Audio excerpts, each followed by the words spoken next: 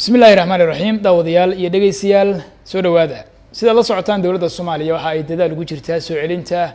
ciidamada qaranka ee tababarka ku qaatay wadanka Eritrea madaxweynaha jamhuuriyadda ayaa dhawaan ballan qaaday in bishan inta ka dhiman iyo bisha January ee soo socota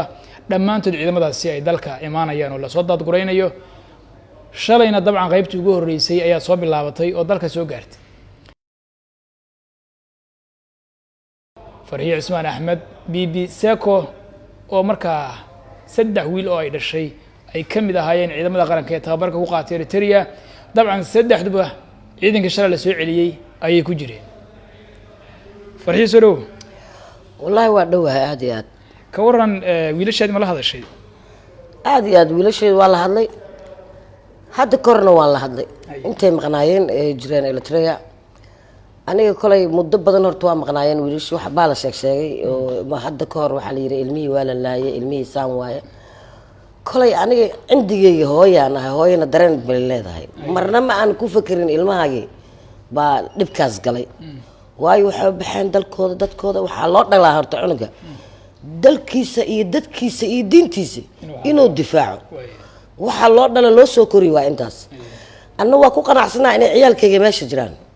ay tababar isoo qaataan waxna soo bartaan haddana waxbaa la soo baray ciyaalkay alxamdulillah hadday joogi lahaayeen kolay faa'iidadaas ma aysan soo helin waxaan wax u soo barteen dalkooda diintooda iyo dadkooda inay difaacaan anna waa u dhalay ma aaminsan tahay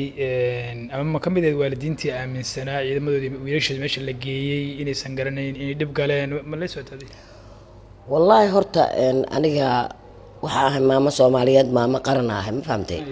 maamo dadkeeda iyo dalkeeda jecel ahay marka ilmahaygi saddexdeeda cunug markay baxayeen dad waxay dhahan waa la xaday dad waxay dhahan waa la afduubay kolay ani ilmahaygi ana fasaxay oo u duceynaya baxeen waanu ku ogaa inay baxeen ma fahamtay ciidamada aadayeen ha waa ku ogaa waa tababara aadinay dhahan ma kala hareeno isku meel aan ku dhimanana ama ku nool way noo duceey أنا waxaan garowsan maadaama ay ilmihii garteen inay wax soo bartaan ana ina u sii deeyay ma fahamtay marka shalay inay yimaadeen yaa ku sheegay si ku ogaatay waxaan ku ogaaday shalay inay imaadeen aniga horta idaacad ma la xiriirin telefoonna ma aan ka helin laakiin soo bixitaankooda wiilasha markay soo baxayeen aan ka dareemay inay imaanayaan anaga mar dhow waa imaanayna wiilkayga yiri midka curudka ay dhahay anaga waa soo dhownahay hooyo macnaha janaay ma nagu gaarayso ma nagu dhamaanayso dheen waa soo galeena wadanka anna waa iska diyaar garoobay markay baxayeen markay culaadii iyo adduunyo la sheegayeen marna ma aan ku fakirin ilaahay aan baryay in ilaahay ku wadankooda ku soo laabto wax u taro inay noqdaan baryada ilaahay ku jooyooyin badan gurigayga u imaado anoo saddex wiil iga maqan waxay leeyihiin ilmihii noo sheeg ilmahaaga ka war waxaan iraadaa qalbiga oo qaboojin jiray waxaan iri alla dilaa dhinto wadankay wax soo baranayaan kolay dawlad baa waday waxa hay waa dawlad waxa qaaday waa dawlad ilmaha dariishada ma laga bixinin ilmaha waxa laga dhoofiyay waa garoon maamul dawladeed dhisan tahay waxa hayana waa maamul dawladeed anuga ma la afduwan ilmaha madaxweynaha jamhuuriyadda tagay la markii labaad ku laabtay Eritrea si uu bidqabka wiilasha iyo uga soo warkeeno oo waalidiintii niyadda ugu qaboojiyo inuu ciidamada soo arko ka waran sida ula socotay booqashooyinka madaxweynaha wallahi aniga waa la socday inuu madaxweynaha laba mar aaday aad iyo aad aan ugu farxay markuu yiriba aniga 100 bari qabsaday aniga wixii ka dawakeena ilaa maalmo waa lagu darsan karaa qofka muddada macayimo ma naqanayso waa ilmaha meeqa guuto waa ugu yaraan intaas oo kuna waa hal marna ma lagu wada keeni karo go'aankana waxa waa in maadaama ay daaheen inta yar xoogaa daahida keenta daahidana waa iman kartaa cilad siyaasadeed iman karto wax walba maadaama wadankeena hadda uu kabsanay ma fahamtay wadan hadda kabsaday ah marka waa in loo sabraa aan jiraan kolay madaxweynahana inuu tagay waa la socdaa markuu tagay ilmaha waa la hadlay mar labaad ku tagay ilmaha si wareystaan ilmaha waan la soo hadleen kolay ani muddadii hore ee 6 bil ee horeeyay dhiboogu u socday markaasaan waayay maayna inta kale ilmaha nabaday qabeen waxa dib laga sheegay hadda Eritrea America dabadeeda aba wiil jooga Eritrea waa wadan jaarnahay anaka darisna oo walaalaheena aad iyo aan waxa ugu faraxsanahay aniga madaxweynaha Eritrea afwarkay maadaama caruurteena noo hay noo magan galiyay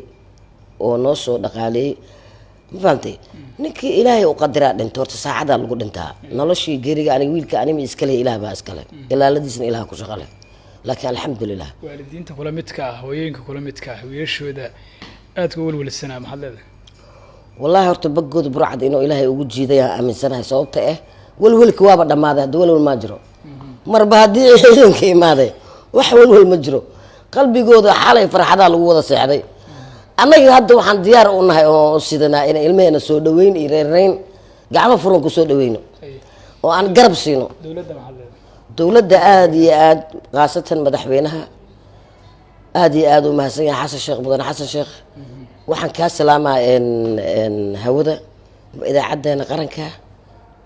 aan kaa salaamayaa maadaama hooyo soomaaliyeed aan ahay wadankana aada wax u qabatay horeyna waa noo qabatay kolay asaa yiri madaxweynaha qabiya ninkeeda dhamaystiro dhamaystirkiina waa ka aragnay